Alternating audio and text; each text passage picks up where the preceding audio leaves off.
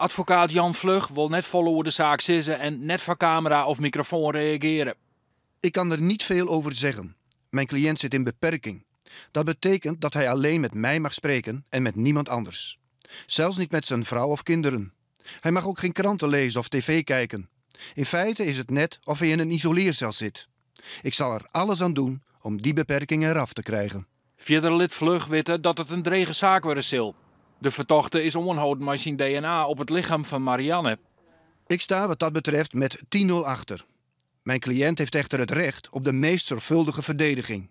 En ik zal daar mijn uiterste best voor doen. De verdachte zit in een politiecel in Ljouwert. Vlakbij het aannemende 3D-team van de politie en de tovenaaie rechercheurs die ton het team tajekken binnen. Vlug had juist er mooi in praten, maar wil daarna het ook kwijt.